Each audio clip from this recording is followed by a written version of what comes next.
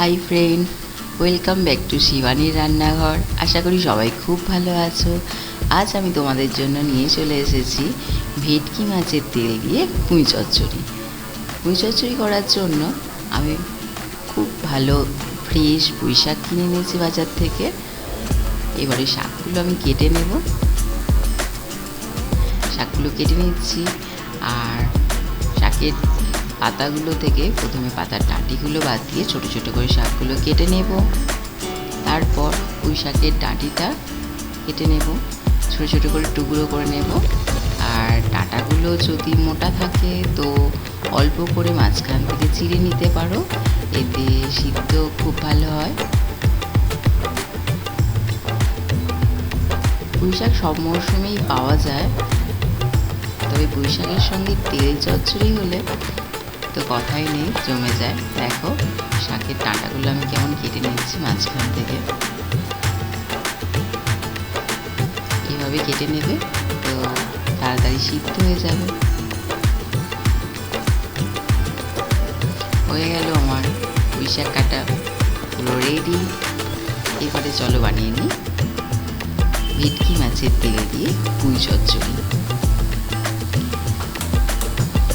ওভেনটা অন করে নিলাম।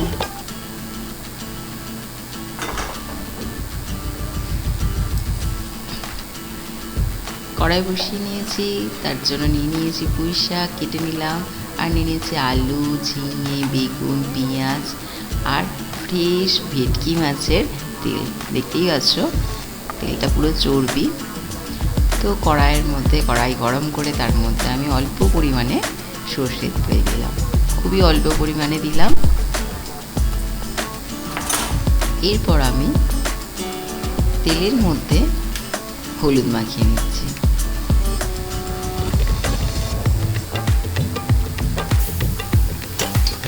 তেলটা আমি দিয়ে দিলাম কড়াইয়ের মধ্যে। তেল থেকে প্রচুর তেল ছাড়তে শুরু করেছে, চর্বি চর্বি। দেখতেই পাচ্ছ কত তেল হয়ে গেছে। আমি খুব সামান্য পরিমাণে সর্ষের তেল অ্যাড করেছিলাম, তো প্রায় এক থালা তেল বেরিয়ে গেছে। তো আমি ওই তেলের মধ্যেই পুঁই শাকটা রান্না করব।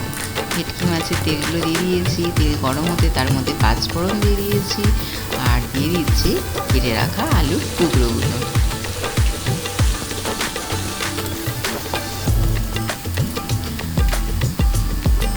আলুগুলো নেড়ে ছেড়ে ভালো করে ভেজে নেব।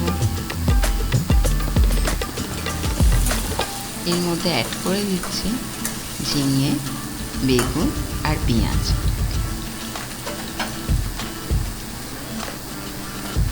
সমস্ত সবজি ভাজা ভাজা হয়ে আসলে ওর মধ্যে অ্যাড করে দিচ্ছি কেটে রাখা পুঁই শাকের ডাঁটাগুলো আগে দিয়ে দিচ্ছি, কারণ এটা সিদ্ধ হতে সময় লাগবে। পাতা তো খুব তাড়াতাড়ি হয়ে যাবে, তো পাতাটা পরে অ্যাড করব। তো সমস্ত সবজি আমি ভেজে নিচ্ছি তেলের মধ্যে, আর ওর মধ্যে অ্যাড করে দিচ্ছি পরিমাণ মতো নুন আর অল্প হলুদ, অল্প লঙ্কা গুঁড়ো আর 1 চামচ মতো আদা রসুন বাটা। সমস্ত মশলাটা আমি একসঙ্গে কষিয়ে নিলাম। এর মধ্যে এবার অ্যাড করে দিলাম পুঁই শাকের কেটে রাখা পাতাগুলো।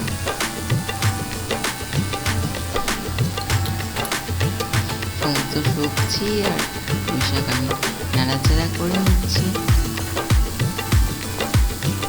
দেখো আমার পুঁই শাকের প্রায় সিদ্ধ হয়ে এসেছে, নিয়েছি অল্প জল অ্যাড করেছি, আর এটা আমি আরেকটু কিছুটা পরিমাণে সিদ্ধ করে নিচ্ছি।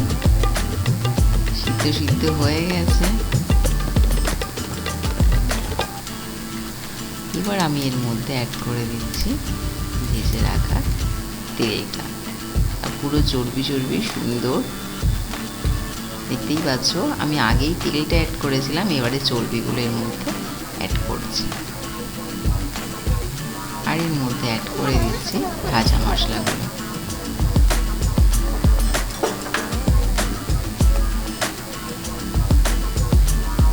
খুব সুন্দর সেন্ট বেরোচ্ছে তেল চচ্চড়ি আমার তো ভীষণ ভালো লাগে। তোমাদের কেমন লাগে কমেন্ট করবে, কমেন্ট করে জানিও। আর এই তেল চচ্চড়িটা থেকে এত সুন্দর গন্ধ বেরোচ্ছে যে জাস্ট থাকা যাচ্ছে না। শুকনো ভাতের সঙ্গে এরকম যদি সুন্দর তেল চচ্চড়ি হয় তাহলে তো পুরো খাওয়া জমে যাবে। তো বাড়িতে বানিয়ে ফেলো চটপট এরকম সুন্দর ভেটকি মাছের তেল দিয়ে তেল চচ্চড়ি। আমার হয়ে গেছে, দেখো কত সুন্দর দেখতে হয়েছে। তো আমার রান্না ভালো লাগলে লাইক করো, শেয়ার করো, সাবস্ক্রাইব করো আর কমেন্ট করো। দেখা হচ্ছে নেক্সট ভিডিও।